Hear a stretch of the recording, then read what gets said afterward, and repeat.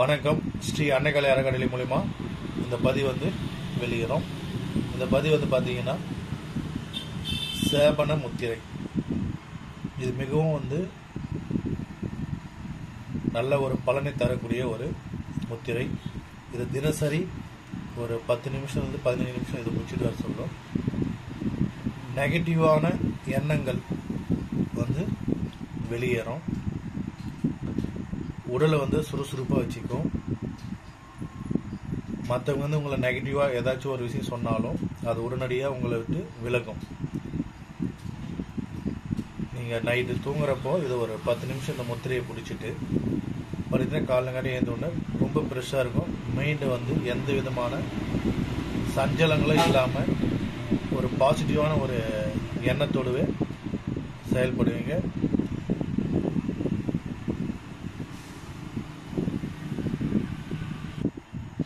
உங்களை யாராச்சும் ஏதாச்சும் ஒரு நெகட்டிவாக சொன்னாலும் அது எல்லாமே ரீசெட் ஆன மாதிரி கிளியர் ஆகும்.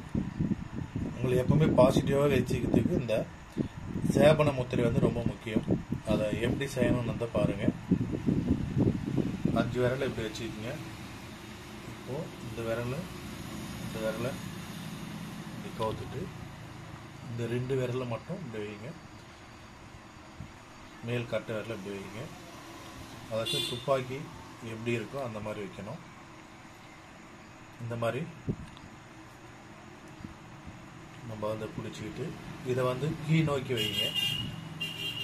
ஏன்னா அப்போ தான் நம்மளுடைய நெகட்டிவ் எண்ணங்கள் எல்லாமே பூமியை நோக்கி போகும்.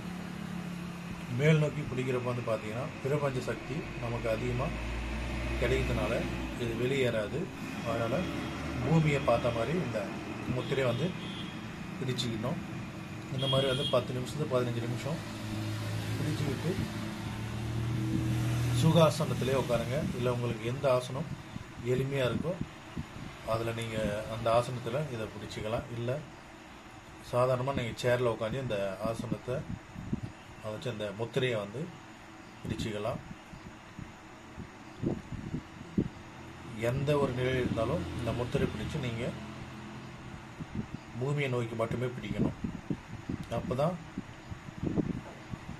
பாசிட்டிவ் எனர்ஜி அதிகமாக இருக்கும். நெகட்டிவ் எனர்ஜி முழுவதுமாக விலகி மனமாகப்பட்டது தூய்மையாக இருக்கும். இது சேபன முத்திரை. இன்னமும் அதிக நன்மைகள் தரக்கூடியது. நன்றி, வணக்கம்.